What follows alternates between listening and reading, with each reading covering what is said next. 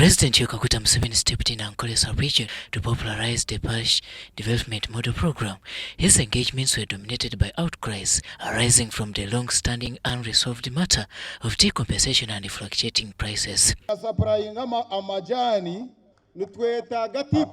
While addressing a public rally in Rwampara, Museveni committed to spare time for this matter. Naweza kurambura toro na ekicwekecho inja kugira izoba urukiko ntubase kuruta nga Fort Portal rero abahinzi bacyaya bembizi babo beje kuruga Ankole kuruga Kigezi kuruga Toro kuruga Bunyoro tushitame turondere cyayi umbazi. The move has been widely embraced across the southwestern Uganda. Cabinet has already discussed that issue of tea, and we have come up with a number of proposals which we think, once implemented, should be able to boost the industry. We looked at the project that came to save people out of poverty, ended up causing havoc. And that's why when we heard that the President is going to meet as leaders, particularly those engaged in tea business, we got excited. We are now overwhelmed, and we feel if it can be tomorrow. It is said that way back in 2000, tea growing was lucrative in Kigezi and Ankole sub-regions, not until in 2016 when drought hit hard the sector. We really planted, we mobilized as leaders, and many people got involved in the project. But towards 2016, we got stuck. Government advised people in the Kigezi sub-region to plant tea and other crops. But as time went on, government shifted its policy that they are not going to be in tea as a priority. Those who have a claim that part of the seedlings which they had prepared, because of the drought, they dried in the gardens.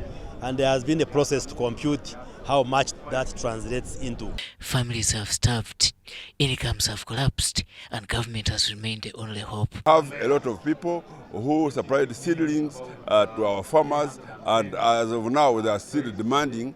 The banks are on their neck. The more fundamental question on tea is that for the last few years there has been a collapse of the tea prices, and the tea farmers are now discouraged. In some communities, people are even uprooting tea. And the price has been affected because of the quality of our tea. So we are now working out a mechanism to support them, to make sure that they have the right seedlings, they also have fertilizers, and they have the expertise to harvest this tea in a proper manner. But why is tea a hot cake in southern western Uganda? This is a question posed to the Minister of ICT and National Guidance, Dr. Parish. Tea is one of the leading cash crops that we promote in western Uganda, from the areas of Toro, Wenzori, Ankole, and then Kigezi, and especially for those who have large chunks of land. Although the matter has been in cabinet several times and decisions have been taken, enforcement has taken a snail path. So we are also addressing the issue of power in terms of making sure that they get power at, first of all, access and affordable. And the third one has been the issue of capital. And we have now mobilized resources through agricultural credit facility. We want to encourage as many as possible to go into the banks through agricultural credit facility, which is at a lower rate, so that we can allow these people to revive. In a move of hope, among other steps government is taking is to source for markets for the tea industry and reviving factories. Robert Nyango, UBC News.